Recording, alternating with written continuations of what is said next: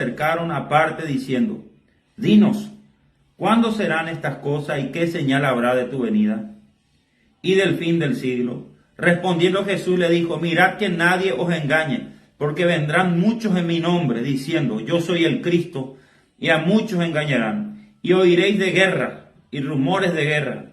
Mirad que no os turbéis, porque es necesario que todo esto acontezca, pero aún no es el fin, porque se levantará nación contra nación y reino contra reino, y habrá pestes y hambres y terremotos en diferentes lugares, y todo esto será a principios de dolores.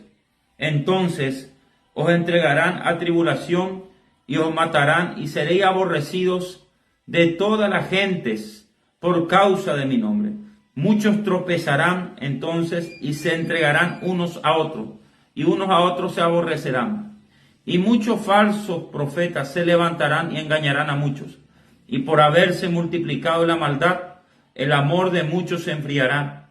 Mas el que persevere hasta el fin, éste será salvo. Y será predicado este evangelio del reino en todo el mundo, para testimonio a todas las naciones, y entonces vendrá el fin. Si leemos lo que dice ahí el libro de Revelación, Apocalipsis 4, a ver si podés seguirme con el libro de Apocalipsis 4.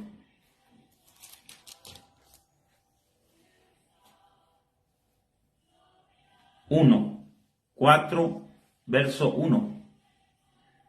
Dice, después de esto, miré y aquí una puerta abierta en el cielo, y la primera voz que oí como de trompeta hablando conmigo dijo: Sube acá y yo te mostraré las cosas que sucederán después de esta. Y al instante yo estaba en el Espíritu, y he aquí un trono establecido en el cielo, y en el trono uno sentado. Amén. Palabra del bendito sea, palabra del Dios Todopoderoso. Muy bien, amados, arrancamos con este discipulado. Le pido que puedan tomar nota de todo lo que va a estar saliendo de esta boca profética, de esta transmisión profética, que va a ser de mucha edificación para tu vida. Son tiempos donde nosotros tenemos que empezar a prepararnos, amados. Fíjate lo que dice ahí en el libro de Apocalipsis: y han llegado las bodas del Cordero, y su esposa se ha preparado. ¿Quién es la esposa? La esposa del Cordero es la iglesia de Cristo, que el Señor viene a arrebatar muy pronto, y todo ojo lo verá, dice la Escritura. Pero hay una clave, hay un código ahí, que nosotros lo tenemos que decodificar, lo tenemos que entender y aplicar en nuestra vida, que es: y su esposa, su novia, se ha preparado. Son tiempos de preparación, hermanos. ¿Preparación para qué? Preparación para encontrarnos con el Eterno. Preparación para verlo cara a cara. Y la Biblia dice bien claro, el Señor dice: sé santo porque yo soy santo. Así como yo, el Señor, soy santo, ustedes sean santos en toda vuestra manera de vivir. Es un pedido bastante difícil, ¿verdad? Pero no imposible para los entendidos. Y más cuando aplicamos las Sagradas Escrituras a nuestra vida, exactamente, el Espíritu Santo empezará a hacer su obra en la vida de cada uno de nosotros. Así que yo quiero decirte algo, el fin de los tiempos se acerca. Hay mucha gente que a mí me pregunta, voy a arrancar con esto. Y yo sé que hay gente ahora que se está conectando y tiene esta duda. Apóstol, ya estamos en Apocalipsis. Y te voy a decir, sí, ya estamos en Apocalipsis. Si vemos lo que dice Apocalipsis, capítulo 1, capítulo 2, capítulo 3, usted lo puede anotar y lo puede estudiar después. Todo lo que es Apocalipsis, del 1 al 3, es el Señor hablando a través de Juan y su ángel a las 7 iglesias del Señor, a la iglesia de Éfeso, a la iglesia de Esmirna, a la iglesia de Tiatira, a la iglesia de Pérgamo, de Filadelfia, de la Odisea, a las 7 iglesias del Señor. Entonces, mirando desde ese punto de vista, nosotros somos la iglesia del Señor. Y ya estamos en la primera parte del Apocalipsis, que es el tiempo de la iglesia, o conocido como el tiempo de la gracia.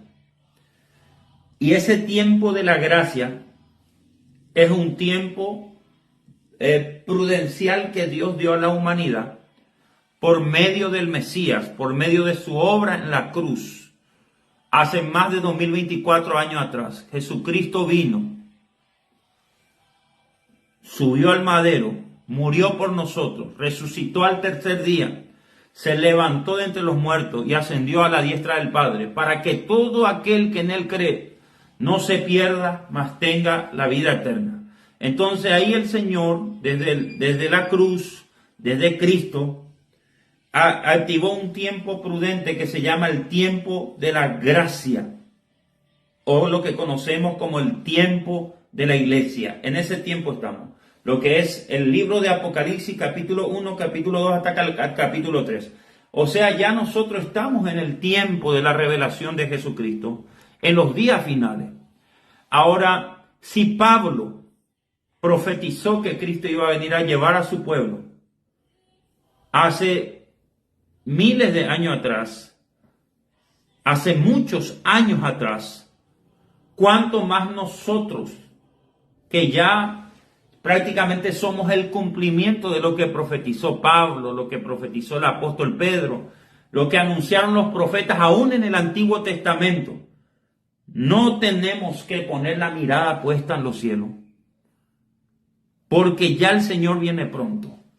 Ahora, ¿dónde se cumple lo que conocemos como la venida del Señor o el rapto de la iglesia? Se cumple en Apocalipsis capítulo 4. Coloque ahí, Apocalipsis capítulo 4, versículo 1 al 2. Dice que al apóstol Juan se le deja ver los cielos abiertos y él ve los cielos abiertos y escucha una voz como de trompeta que le dice: sube acá y te mostraré las cosas que han de suceder pronto.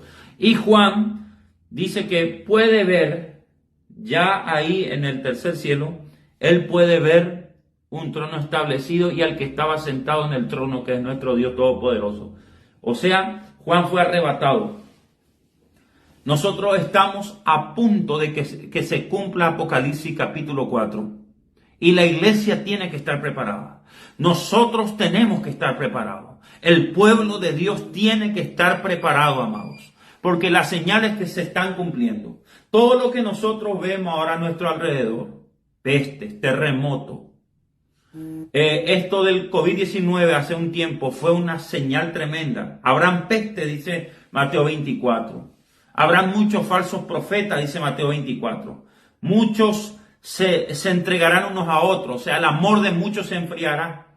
Hoy día ya se perdió la moral. Hoy día ya no puedes confiar en nadie. ¿Por qué? Porque el amor de muchos se ha enfriado. Se está cumpliendo la palabra. Ya no hay amor, ya no hay... uno ya no tiene sosiego, hermano, ya no tiene descanso, porque tanto aumentó la maldad que uno hasta para ir a dormir, si no tiene al Señor, es como que tiene miedo. Tantos asaltos, tantos crímenes, tantas cosas malas, feminicidios que están ocurriendo. Estos días he visto algo aberrante. Dios mío, violaron a una criatura. ¿De cuántos años? 1 año 8 meses. De 1 año 8 meses en nuestro país de Paraguay, y esa criatura falleció. Tiempos atrás, hermanos, estas cosas al menos no se veían.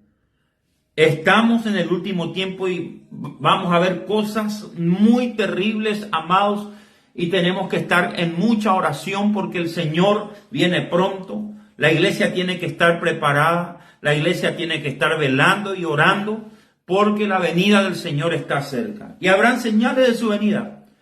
En 1 Tesalonicenses 4:13, hay una de las señales. El Señor dice: no estén angustiados por los que mueren en el Señor, no damos esperanza ni ponemos la mano por aquellos que partieron sin Cristo, que se consideraron ateos, incrédulos, griegos que no creen que existe un Dios, que solamente el Dios es la naturaleza, el Dios es la ciencia. No ponemos las manos por esa gente. Esa gente, si muere, ya tiene su parte, el infierno, mi hermano. Porque la Biblia habla que hay un cielo o hay un infierno. Nosotros, a través de nuestro libre albedrío, escogemos a dónde queremos ir, dónde vamos a pasar nuestra eternidad. Es decisión personal nuestra. Nosotros escogemos si vamos al cielo o vamos al infierno. Yo en particular me quiero ir al cielo y quiero que ustedes se vayan al cielo. Por eso es que le predico el evangelio. Y una de las señales de que el fin viene, de que el Señor va a arrebatar su iglesia, será la resurrección de los muertos. Coloque ahí en el zócalo, la resurrección de los muertos. Pablo dijo algo muy interesante. Si la iglesia no cree que los muertos van a resucitar, entonces vana es vuestra fe. Vano es vuestra creencia, vuestro cristianismo es pura teología barata. La primera señal de que el Señor va a venir a arrebatar a su iglesia, cuando suene la trompeta, será que muchos saldrán de su tumba, hermano. ¿Quiénes van a salir de su tumba? Esos que murieron con Cristo. Estamos hablando del apóstol Pablo, el apóstol Pedro, el apóstol Juan. Estamos hablando de familiares nuestros que partieron con el Señor y que sus nombres están anotados en el libro de la vida. ¡Qué impresionante! Muchos dicen, no, pero esa resurrección va a ser espiritual, apóstol. No, no puede ser. Porque Jesús resucitó espíritu, alma y cuerpo. Aún después de resucitar, Jesús se sentó a comer un pescado con sus discípulos. Le dijo a Tomás, toca mis manos, palpame. Yo tengo un cuerpo físico, pero mi cuerpo es glorificado. Y Jesús es una primicia de la resurrección. O sea, Jesús le estaba diciendo a Tomás, Tomás, no seas incrédulo, sé creyente, porque va a haber resurrección de muertos. No es espiritual nomás, es espíritu, alma y cuerpo. Ahora el que muere con Cristo se hace presente con el Señor. Está en estado de reposo con el Señor. Pero cuando suene la trompeta, el espíritu y el alma de ese familiar que partió con el Señor, estamos hablando de los santos como el apóstol Pedro, el apóstol Pablo, el apóstol Juan, Santiago, van a venir en los cementerios, en las tumbas, donde están sus huesos, mis hermanos. Y se va a cumplir lo que está escrito en Ezequiel 37. Van a venir a sus tumbas donde están sus huesos y se van a unir con sus huesos. Y Dios va a crear huesos nuevos, va a crear tendones, va a crear carne y va a soplar su espíritu sobre esos huesos secos y vivirán. O sea, Dios es todopoderoso, no le podemos poner límite y van a resucitar los muertos. Yo en particular tengo esperanza, hermano. Yo no sé usted. Yo tengo familiares que han partido con el Señor, tengo la certeza que sus nombres están inscritos en el libro de la vida, gente que fue bautizada, hijos espirituales, hijas espirituales, gente que vivía una vida santa, buscando al Señor en la palabra, congregando, acercándose a Él, y bueno, le tocó la triste o la gozosa llamada del Señor y partieron, fallecieron. Pero yo sé que en el día postrero van a resucitar. Por eso es que Pablo insta a la iglesia de Tesalónica. Le dice, no se desanimen si hay alguien que falleció. Imagínate el profeta Cristian. Tremendo. Tremendo, ¿verdad? Porque nosotros, los que estamos vivos, no precederemos a los que duermen. Sino que los muertos en Cristo resucitarán primero. Y esto va a salir por la noticia, hermano. Acuérdense, esto va a salir por la noticia. Vamos a escuchar cuando es el día del Señor. Vamos a ver por las noticias, muertos salir de su tumba. Pero Pablo dice también algo interesante ahí en la iglesia de Tesalónica. Pero una vez que ocurra la resurrección de los muertos, nosotros, los que estamos vivos, este apóstol que está haciendo hoy un en vivo, usted que está interactuando conmigo a través de este en vivo, dice que seremos arrebatados juntamente con ellos para estar presente con el Señor. Es lo que dijo Pablo también con respecto a la venida del Señor y nuestra reunión con Él. O sea, va a venir el Señor y nos va a arrebatar al cielo espíritu, alma y cuerpo. Van a desaparecer muchos cristianos y se van a ir a la patria celestial y vamos a estar reunidos con el Señor. Eso es lo que conocemos como la boda del Cordero. Ahora, ¿cuándo va a suceder eso? Muchos tienen esa gran pregunta. Está a punto. Y va a suceder en este tiempo de gracia. Al final de este tiempo de gracia va a suceder. Y tenemos que estar preparados. Después ya, mis hermanos, una vez que se cumple el arrebatamiento de la iglesia, la resurrección de los muertos, ya vienen tiempos apocalípticos. Ya vienen tiempos de los 7 años de la gran tribulación, porque solamente le va a quedar 7 años. 7 años para que el Señor vuelva y establezca su reino milenial acá en la tierra.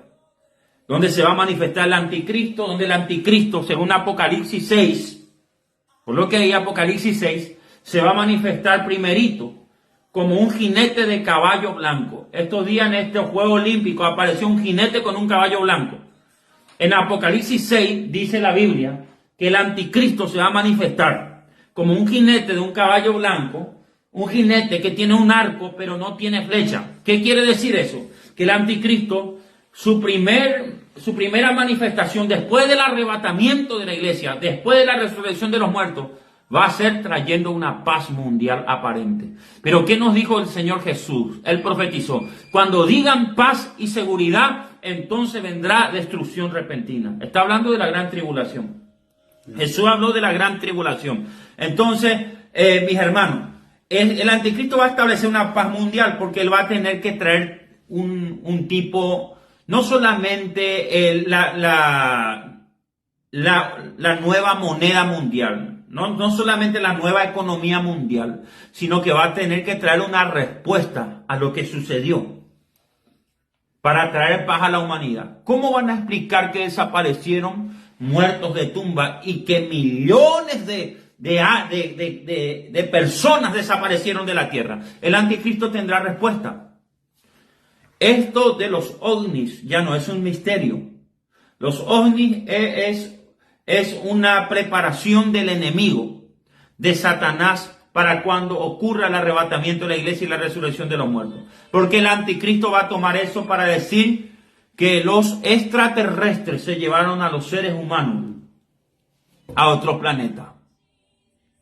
Entonces, con esas mentiras, con esa fábula, el anticristo va a establecer como una paz, una tranquilidad, va a establecer su reino, y entonces empezó la gran tribulación. Pero ¿qué les quiero decir, mis hermanos? Ya nosotros no vamos a estar. ¿Cuántos son de Cristo acá? Coloquen ahí, amén, yo soy de Cristo. Coloque ahí, amén, mi nombre está anotado en el libro de la vida. Coloque ahí, amén, yo soy de Dios.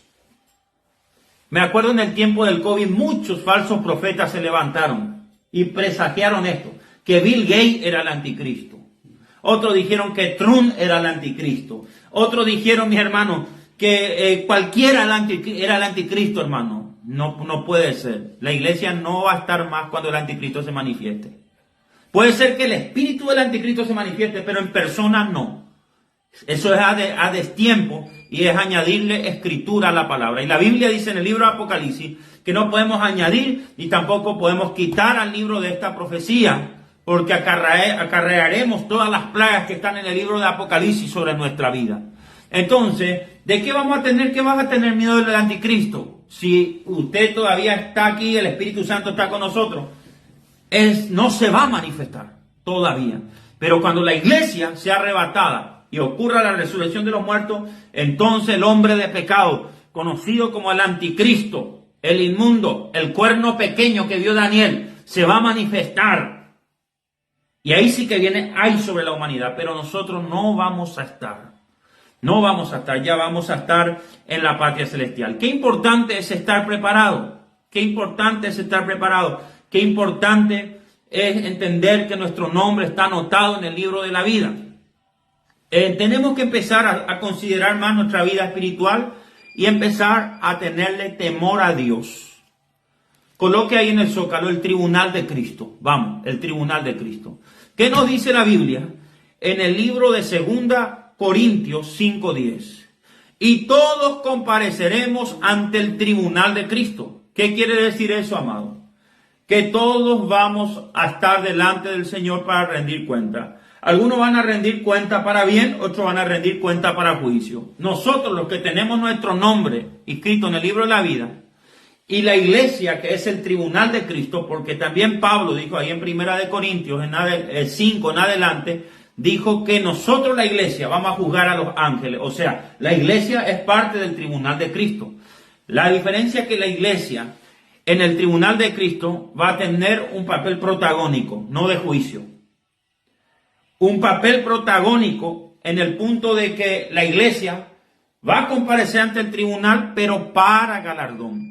Nosotros ya aquí, a través de las diversas pruebas, el Señor nos está purificando, nos está limpiando, está quitando todo el pecado de su pueblo, porque el Señor no se va a llevar una iglesia que tenga mancha y arruga, sino una iglesia que tenga vestiduras blancas, una iglesia que esté santa, que esté preparada. Es la iglesia que el Señor se va a llevar al cielo.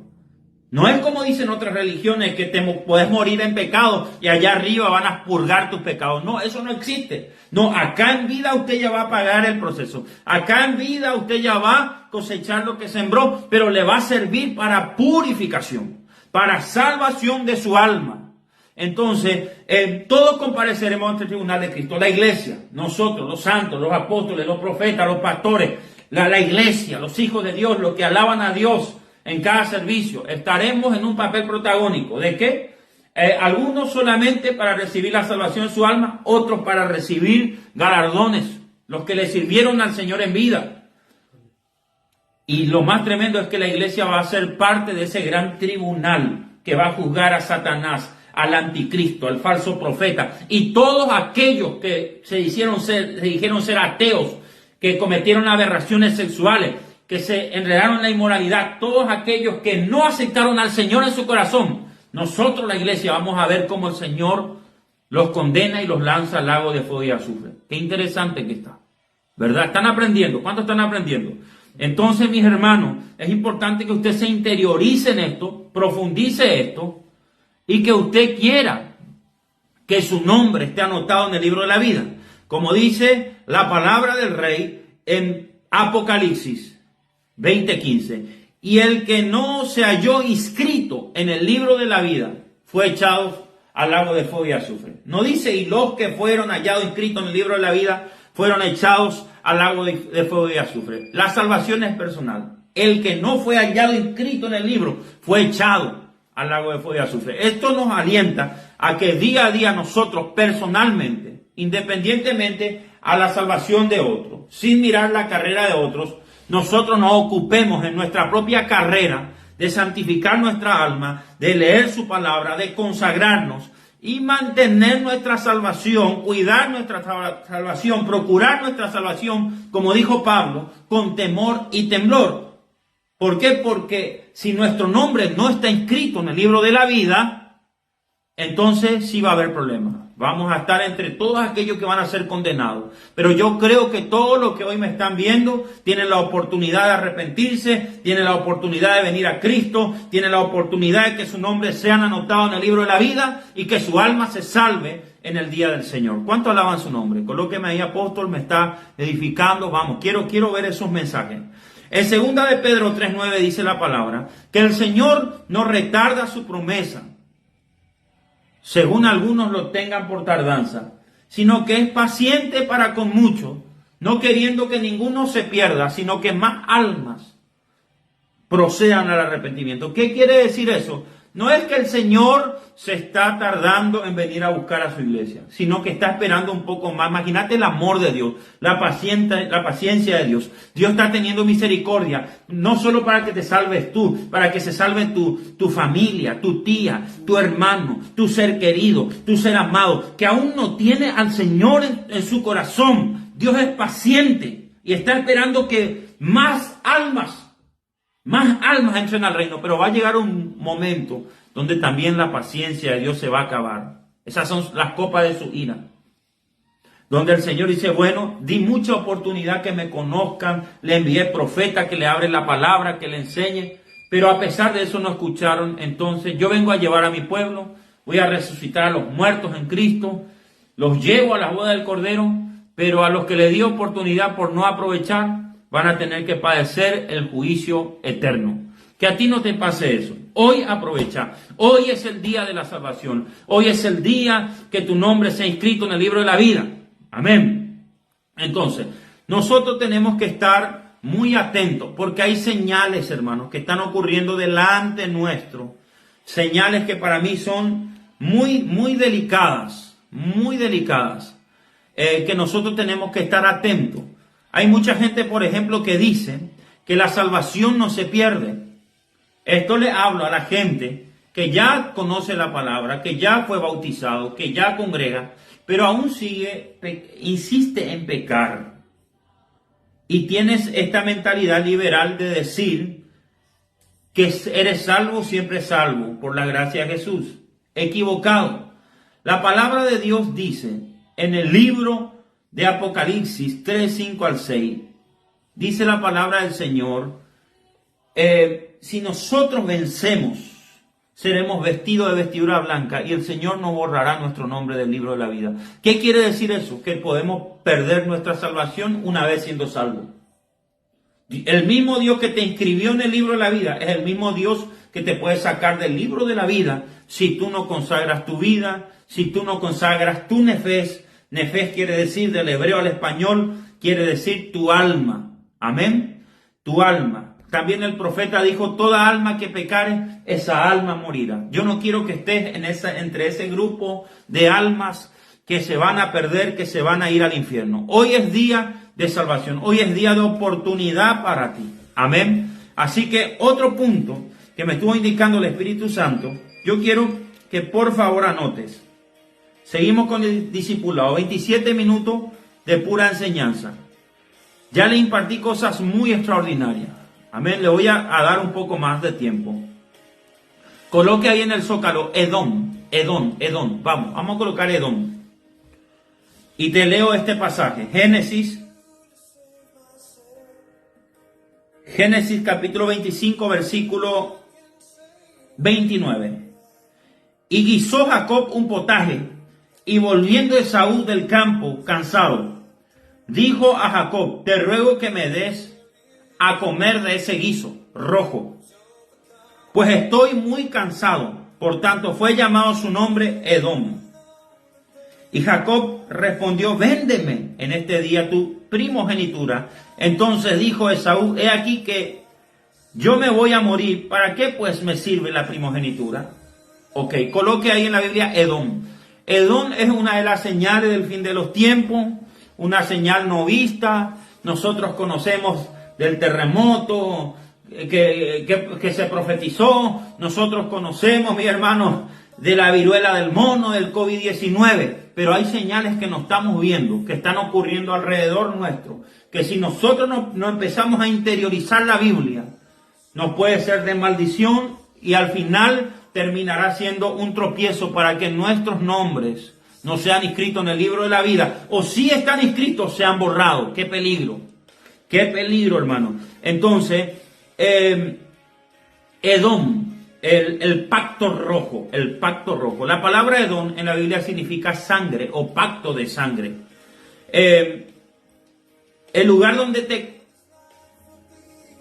te conectas, te desconectas con Dios significa Edom. Hay mucha gente desconectada. Hay mucha gente que está en un cortocircuito espiritual.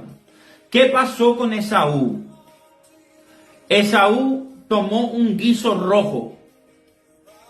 Atienda. Un guiso rojo que hizo su hermano Jacob. Tomó ese guiso y hizo un pacto.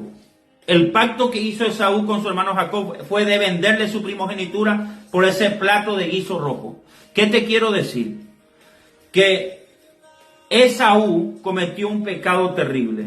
La primogenitura, ¿qué significa? Ser el primero en todo, ser ingerente en la vida, ser un exitoso, ser una persona que sobresale en la vida, ser una persona que su nombre está anotado en el libro de la vida. ¿Qué significa la primogenitura? Ser un ungido, ser un profeta, ser un empresario lleno del Espíritu Santo que se va a salvar en el día postrero. Eso significa la primogenitura. ¿Y saben qué hizo Esaú? Vendió su primogenitura por un plato de guiso rojo. Y a ese guiso rojo le llamaron Edom. Hizo un intercambio con Jacob. ¿Por qué? Porque él estaba cansado. ¿Por qué? Porque él estaba débil. ¿Por qué? Porque él tenía hambre. ¿Qué significa eso, mis amados? que hay mucha gente que no discierne, parece, que estamos cerca de la venida del Señor. Y por causa de su cansancio, por causa de su pereza intelectual, por causa de los afanes de la vida, por causa de las cosas del mundo, mi hermano, están vendiendo su primogenitura al diablo, al enemigo, y están comiendo ese guiso rojo, están comiendo a Edom, están haciendo pacto de sangre con el enemigo. Pacto de sangre que va a tener después una consecuencia en su vida, y la consecuencia puede ser perder tu salvación, perder tu alma, perder tu primogenitura, perder tu nombre que estaba anotado en el libro de la vida. Entonces, ese guiso rojo representa todo lo que el mundo te pueda ofrecer por causa de tu salvación, por causa de tu primogenitura. Imagínense qué pecado cometió Esaú. Inmediatamente la primogenitura lo perdió, se fue sobre Jacob, y él se quedó un maldito. Él se quedó un mediocre. ¿Qué significa la palabra mediocre? Mediocre significa una persona que crea medias. ¿Cuántos cristianos tenemos que están cansados? Apóstol, estoy cansado. Apóstol, no puedo más. Apóstol, no doy más. Estoy congregado en la iglesia, pero el Señor no me responde la promesa que me dijo. Entonces, por eso caí de vuelta en fornicación. Por eso caí de vuelta en pecado. Por eso me fui de vuelta a la discoteca. Por eso me fui de vuelta a hacer algo que no le agrada a Dios. Esas son la gente que ya hizo un pacto en su sangre con el diablo. Y no solamente eso, se convirtieron en mediocres como Esaú. El espíritu de la mediocridad es una señal del fin de los tiempos, ¿verdad? Pero la gente solo conoce guerras y rumores de guerra. Qué impresionante, amado. Estamos en los últimos tiempos. Es un espíritu de retroceso. ¿Cuánta gente hay retrocediendo? El cansancio, la pereza intelectual, la pereza emocional, la pereza física. ¿Cómo es que usted no tiene un tiempo para abrir la Biblia, estudiar una página de la Biblia, leer la Biblia, para orar, para tener un tiempo con Dios? Lo primero que usted hace en la mañana es quejarse, murmurar, chimentar, hacer cosas malas. En vez de usted interiorizarse en Dios, a ver qué dice la palabra, a ver qué Cristo tiene para mí, a ver qué el Espíritu Santo tiene para mí. Estamos en los últimos tiempos, tengo que lavar mi vida espiritual por el agua pura de la palabra. Pero ¿qué pasa? El hombre, la mujer se está retrasando. ¿Por qué? Porque hizo un pacto de Edom, un pacto de sangre con el diablo. Dice que comió ese plato de lenteja de Esaú. ¿Qué significa eso? Del hebreo al español. Significa comer ese plato de lenteja. Ese guiso rojo significa caricias sexuales. ¿Qué quiere decir eso? Que Esaú cayó en un pecado que se le contó como un pecado de inmoralidad. ¿Cuántos cristianos, cuántos cristianos que tienen su nombre escrito en el libro de la vida? ¿Cuántos ministros de Dios hoy están cayendo en fornicación? Escuchamos que cayó en adulterio con la hermana. Escuchamos que cayó en fornicación con el hermano. Escuchamos que cayeron en tal pecado sexual. Se escucha que siervo de Dios, sierva de Dios, fue descubierto cometiendo inmoralidad, masturbación. ¿Por qué? Porque hicieron un pacto Edom. Un pacto Edom. Ustedes me están comprendiendo, amados. Entonces hay mucha gente que está haciendo pacto con el enemigo, vendiendo su primogenitura como Esaú, y no se da cuenta que su nombre está siendo borrado del libro de la vida. Se está convirtiendo en un mediocre y va a perder su salvación. Y necesitamos, hermanos, urgente, porque Edom se te pega en la sangre. Coloca ahí en el zócalo. Una de las señales del fin de los tiempos es la tenés en la sangre. No la tenés en el Medio Oriente. ¿Cuántos alaban su nombre? Hay mucha gente que ve mucho Netflix, hermano. Hay mucha gente que ve mucho Netflix. Hay mucha gente que ve mucho noticiero. A ver un poco estos noticieros mundiales. Hay uno. CNN. CNN en español, ¿verdad? Y todo el tiempo está en Medio Oriente, que Israel, que Rusia, que el oso, que el leopardo van a tener una guerra mundial. El fin viene, y no se dan cuenta que una de las señales del fin de los tiempos lo tiene en la sangre. Edom. un espíritu de mediocridad. ¿De qué te sirve que se pelee Rusia con Israel, Israel con Estados Unidos, y que sea eso una señal del fin, y venga el Señor y tú te quedes porque estás siendo una persona fornicaria, un adúltero, un injusto delante del Señor? ¿Cuánto alaban su nombre? Entonces, hay señales del fin de los tiempos que lo tenés en tu sangre. Por eso es que es importante, mis amados, es importante que nos hagamos la diálisis. El Eterno vino para hacernos la diálisis, ¿verdad? Transfusión de sangre. Por la sangre de Jesús somos limpios. Por la sangre del Machías somos limpios. La sangre de Cristo se aplica a nuestra vida cuando estamos en conexión con la palabra, cuando estamos en conexión con la oración, cuando nos congregamos, cuando participamos de la Santa Cena. Hoy día es triste, hermano, ver cristianos que no participan de la cena del Señor. No porque no pude, no porque me tuve que ir a la disco, no porque me tuve que ir en la casa de mi amiga, no porque tuve un viaje, no. No hay excusa. Usted tiene que dejar todo lo que tiene que dejar en los días de cena del Señor. Porque se trata de un día muy especial donde Dios dijo, van a recordar mi nombre. Jesús dijo, van a recordar mi nombre con el pan, con el jugo de uva, con mi sangre, y se van a hacer la diálisis.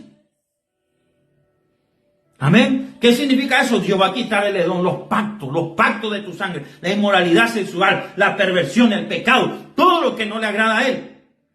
Ahora no, pero usted me va a decir, apóstol, eso es Viejo Testamento lo que usted me está diciendo. No, hermano, estás equivocado vos. Hermana, estás equivocada. No es Viejo Testamento. En Hebreos 12:16, ¿sabes qué dijo Pablo? Y le dijo a los hebreos, ¿saben qué le dijo? Que no haya en la iglesia ningún fornicario y prófano como Esaú. O sea, ¿por qué Pablo tuvo que hablar en el Nuevo Testamento de algo que ocurrió en el Viejo? Porque sigue vigente en el mundo espiritual. Sigue vigente en el mundo espiritual. Hay mucho Esaú dentro de la iglesia. ¿De qué te sirve conocer Biblia? Y estás en los pecados sexuales. Estás en caricia sexual. Usted no sabe, hermano, cuántos ministros de Dios. Usted no sabe cuántos hijos y hijas de Dios yo ya he ministrado. Que le he sacado de sí el espíritu de homosexualidad. Apóstol, libéreme. Apóstol, libéreme con el poder del Espíritu Santo. Y yo le pregunto, hermano, hermana, ¿cuánto tiempo usted tiene de cristiano? No, yo tengo más de 40 años congregando en el ministerio. Soy pastor, soy sierva. ¿Y qué espíritu es lo que te ataca, hermano? Hermana, le pregunto. Es que en la iglesia soy santo, pero afuera soy homosexual, te dice. Estamos en ese tiempo, hermano, donde las cosas están delicadas. El pueblo se tiene que purificar. El pueblo tiene que entrar en la diálisis. ¿Usted me entiende? Entonces, nunca es tarde para llegar a Tikkun. Coloca ahí en el zócalo. Vamos, que te estoy enseñando enseñanza de alto vuelo. Esto no te va a enseñar, hermano, la iglesia católica ni la iglesia pentecostal. La iglesia católica todo es ritualismo. La iglesia pentecostal todo es fuego y luna de fuego. ¿Me están entendiendo? La iglesia bautista no cree en el Espíritu Santo. La iglesia adventista no cree en los dones apostólicos, los dones proféticos. La iglesia mormón le añadió palabra a la escritura. Los testigos de Jehová piensan que el arcángel Miguel es Jesús. O sea, mis hermanos, encima en todo este desbarajuste doctrinal que hay un pueblo que no entiende. Son como ciegos que están yendo al matadero para muerte eterna. Por eso es que hay que aprender. Nunca es tarde para llegar a Tikkun. Tikkun significa del hebreo al español. ¿Saben qué significa? Significa la palabra rectificación y significa la reparación de nuestra alma. ¿Hacia dónde nosotros estamos yendo? Hacia la reparación de nuestra alma. Hebreos 3:21. El Señor no vendrá sin antes restaurar todas las cosas de nuestra vida. Eso es lo que nosotros tenemos que anhelar. Llegar a Tikkun, al lugar donde nosotros, por la palabra, por la oración, por la constancia, por la perseverancia, por haber renunciado al pecado, a la pereza intelectual, a la pereza emocional, a la pereza física, el lugar de que nosotros llegamos por esfuerzo a un lugar donde el Espíritu Santo, nos encontramos con el Espíritu Santo y el Espíritu Santo nos reparó, nos sanó sentimentalmente. ¿Cuántas heridas emocionales tenemos? No perdonamos a la abuela, no perdonamos a la tía, no perdonamos al perro, no perdonamos al gato, no perdonamos al pastor, no perdonamos a nadie. Entonces tenemos un montón de gente que está herida, tenemos un montón de gente que tiene el alma fragmentada, que un día se acostó con la vecina, un día se acostó con el hermano de la iglesia, otro día se acostó con fulano, con fulana por allá, que tienen el alma fragmentada. Y así encima vienen los domingos, levantan la mano, cantan un aleluya, hablan en lengua y dicen que van a ir al cielo. Entonces, mis hermanos, estamos confundidos. Hay un pueblo que necesita ir a Tikkun, al lugar donde su alma va a ser repanada por el Eterno, por el Espíritu Santo. Es urgente. Es urgente. Es urgente, mis hermanos. Y encima otra vez un pueblo querelloso, un pueblo criticón, un pueblo que ataca a su profeta. Un pueblo que ataca a su profeta. No, pero al hombre le es deshonroso dejarse el pelo largo, dice la palabra en Corintios, pastor. ¿Por qué usted tiene pelo largo? No, hermano, tenga cuidado lo que usted dice. Cuando Pablo habló de ese contexto, habló para las mujeres primeramente. Acuérdense que todo israelita en tiempos antiguos y hasta ahora tiene que tener un promedio del pelo hasta los hombros, pelo largo hasta los hombros. Esto es lo mínimo que tiene un judío hasta aquí.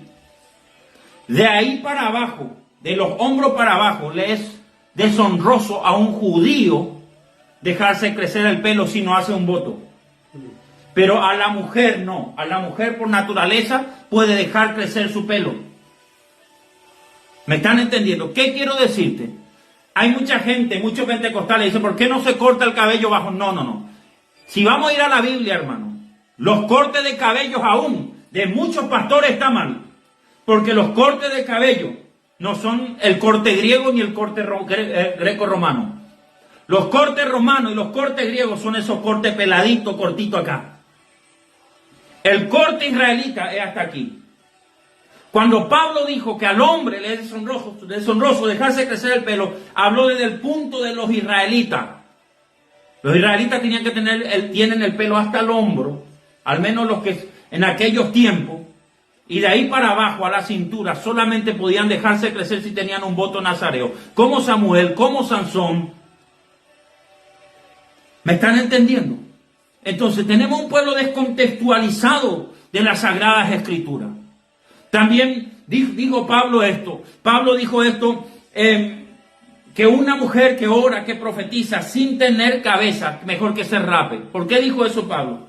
Porque en los tiempos antiguos a las prostitutas, los israelitas les rapaban porque no tenía señal de autoridad y querían hablar de un Dios que no conocían. Tremendo. Mis hermanos, hay tantas cosas que tenemos que aprender. Pero ¿qué es más fácil? Atacarle al pastor. ¿Por qué usted se deja pelo largo, apóstol? ¿Por qué? Al hombre le es deshonroso. Ni no entendés lo que estás atacando, lo que estás prejuiciando, te está autocondenando. Hay mucha gente, hermano, que no entiende que el hombre de Dios tiene un voto nazareo. Esto es una consagración para Dios. Amén. Ni siquiera es para el hombre. Para los israelitas, por ejemplo, que usaban voto nazareo, yo quiero decirle algo, que un hombre tenga pelo largo hasta la cintura no era considerado un afeminado ni un homosexual, sino un sadoquí, un santo, un apartado para Dios. Hay tantas cosas. No, pero usted me va a decir, es del Antiguo Testamento eso. La Biblia dice que ninguna tilde pasará de la ley. No, pero estamos en el tiempo del Espíritu Santo, apóstol, de la gracia libertina. Sí, estamos en el tiempo del Espíritu Santo, pero el Espíritu Santo, sin darte cuenta, te va a ir llevando a ciertas consagraciones y te va a ir llevando a guardar los mandamientos de la palabra de Dios. Amén. Dios es el mismo de ayer, hoy y por los siglos. Jesucristo es el mismo de ayer, hoy y por los siglos. Por supuesto, Jesús no tenía voto nazareo, porque la Biblia registra que Jesús tomó vino. Un nazareo, según número 6, no tomaba vino. ¿Verdad que es así? Pero sí Jesús tenía el corte tradicional judío, que era hasta la altura del hombro. Sí. Hasta acá, hasta el hombro. Muchos estudiosos y rabinos dicen que Yahshua, atienda esto, los últimos 3 años de su ministerio hizo el voto nazareo total. O sea, se dejó crecer el pelo totalmente. Mis hermanos, hay muchas cosas que les quiero enseñar. ¿Por qué entré en este tópico? Porque hay mucha gente juzgando, hay mucha gente atacando, hay mucha gente levantándose contra los profetas. Tienen la sangre sucia. Se tienen que arrepentir de su pecado. Hay que entrar urgente en una diálisis. ¿Usted me está entendiendo? A ver cuánto tiempo tenemos. Te doy 10 minutitos más de enseñanza. 10 minutitos más de enseñanza. ¿Cuánto quieres más? Amén. Hay un pueblo, hermano, que está contristando al Espíritu Santo y piensan que eso no es señal del fin. Nos estresamos demasiado por la viruela del mono, hermano. Lo primero que a la mañana compartimos en los estados de WhatsApp, en Argentina ya entró la viruela del mono. Próximamente va a entrar en Paraguay. Próximamente. Ahora, mis hermanos, el fin viene, ya estamos con la viruela del mono. No. Hay cosas más delicadas que la viruela del mono. Esos pecados ocultos que tenés dentro de tu corazón. Que si no te reunís en una asamblea espiritual con Dios y no sanás, no te liberás de eso, te puede contar como un juicio eterno. Una eternidad sin el Señor en el infierno.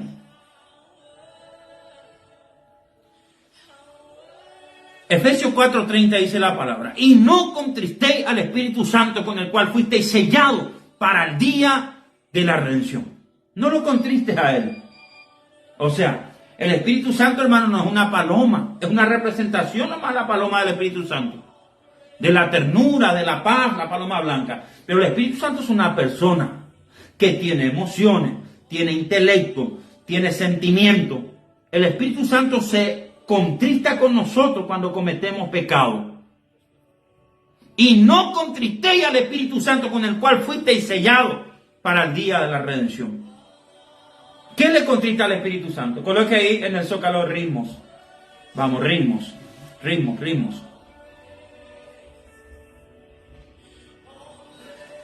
Ahora, ¿qué pasa? Hoy día pensamos nosotros que la música no tiene que ver, o sea, vamos a escuchar bachata cristiana, vamos a escuchar polka cristiana, vamos a escuchar rap cristiano. ¿Saben qué es la bachata cristiana, el rap cristiano, todas estas cosas? A mí Dios me reveló en visión, yo soy un profeta. Yo no sé, juzgue usted si es espiritual o no, lo que digo. Pero a mí Dios me mostró. El reggaetón, el rap. Es medicina de tonto y consuelo de tonto. Personas que no han vencido a eso, que quieren venir y ponerle letras cristianas a lo que Dios no mandó a colocarle letras cristianas. Los ritmos te inducen.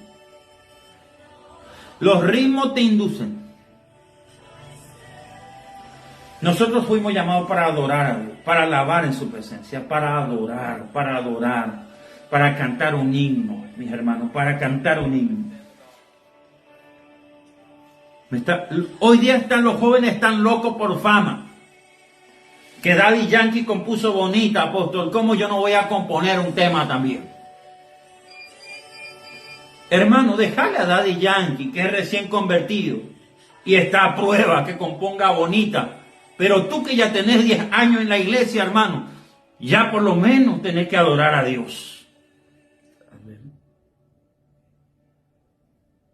Y pensamos que al Espíritu Santo estas cosas no le contrista. Claro que le contrista. Te está hablando uno de los profetas del último tiempo. Te está hablando un profeta que tiene experiencia de escuchar a Dios, de ver a Dios, de ministrar, mis hermanos. Y tenemos que en estos tiempos tener mucho cuidado. Pero a veces ¿Qué hacemos nosotros? Entonces, apóstol, ¿qué usted está haciendo con ese hermano que está escuchando reggaetón? La gente del primerito me condena a mí. No, yo me estoy bajando estratégicamente al nivel de ese hermano, porque conozco su debilidad mental para poder ganarle. En un momento dado me va a abrir la puerta de su corazón. Por eso es que Pablo dijo, me hice débil. ¿Para qué? Para ganar al débil. Me hice como de la ley. O sea, me hice como judío mesiánico para ganar a los judíos mesiánicos. Me hice como de los del Sanedrín para ganar a los del Sanedrín.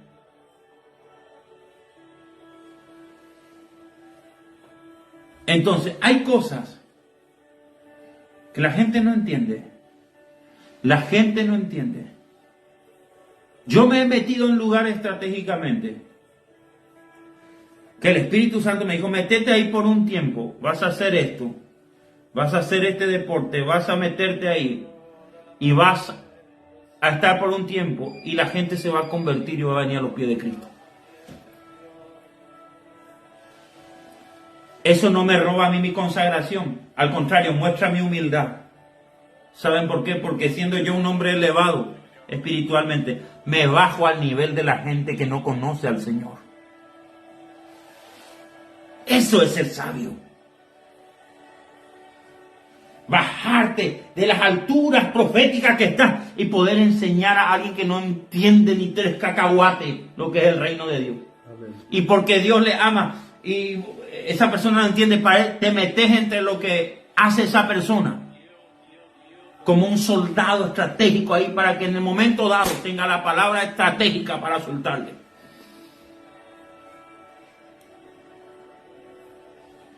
Amén. Tenemos,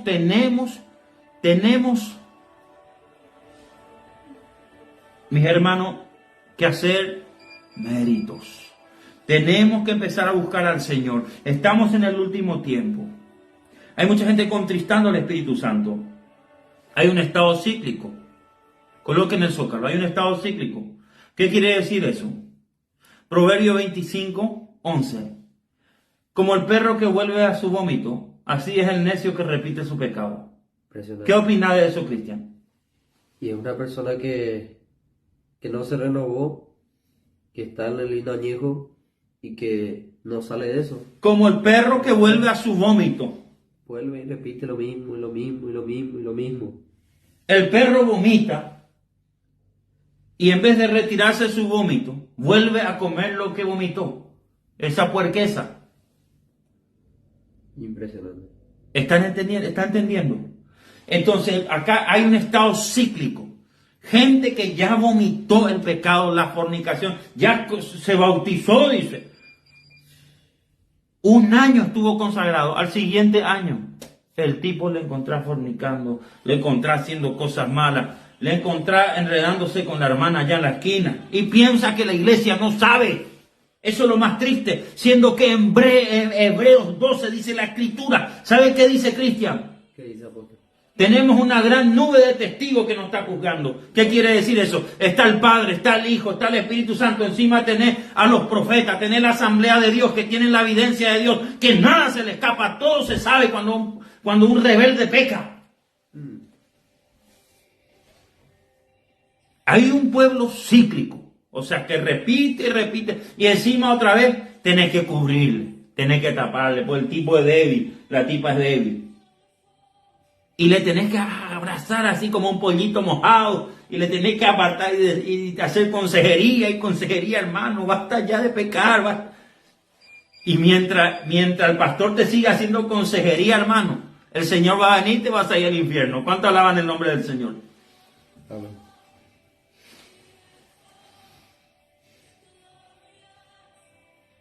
¿Cuántos están aprendiendo hoy? ¿Cuántos están recibiendo del eterno Dios? Los ojos. Léeme un poquito lo que dice Job 31, 1 al 2. Vamos, te voy a dar 5 minutitos más. Completamos una hora. Dice la palabra del Señor ahí en Job 31, 1 al 2. hice pacto con mis ojos de no mirar con codicia sexual a ninguna joven. Pues ¿qué ha escogido para nosotros el Dios del cielo? Hay una terminología hebrea que dice, hice pacto con mis ojos para no tener caricias sexuales con una mujer en mi mente. ¡Qué fuerte! Impresionante. Imagínate, o sea, ahí se cumple lo que Jesús dijo. ¿Qué dijo Jesús? Uno no necesita tocar el pecado para pecar, solamente pensar para pecar. ¿Tu imaginación para qué es? ¿Para pecar o para que se te revele lo profético? Pero hoy día usted le pregunta, hermana, ¿qué soñó? Soñé con el hermano que me daba un abrazo y un besito y que nos tocábamos. Wow. Y, ay, apóstol, y eran esas caricias tan ricas, te dice. ¿Y eso soñaste, hermana? Sí, eso soñé, te dice. Hice pacto con los ojos para no mirar a una mujer con codicia sexual, dice. La terminología hebrea dice, hice pacto con mis ojos para no mirar a una mujer en mi mente con deseos sexuales. O sea, usted sin ver, sin tocar a alguien de lejito, usted se puede imaginar algo. Usted mirando a una mujer de lejos, usted puede hacerse una película pornográfica. O un hombre. Usted está aprendiendo. Y esa mentalidad sucia es la que el pueblo debe limpiarse. Porque si usted pudo programar una imagen de inmoralidad en su mente, a usted le va a ser fácil caer en lo físico. Por eso hay mucha gente cayendo en pecado. Eso es un estado cíclico. Entonces, ¿qué hago, apóstol? Mejor me muero. Y bueno, entregate a Cristo y por lo menos morite con Cristo. Si no tenés aguante, hermano. Y bueno, y si todavía no es el tiempo de morirte, santificate, limpiate, porque el Señor viene. Amén. El que siga inmundo, sea inmundo todavía. El que sea injusto todavía. El que es justo, practique la justicia todavía. Y el que es santo, santifíquese todavía. Qué impresionante, qué maravilla, hermano.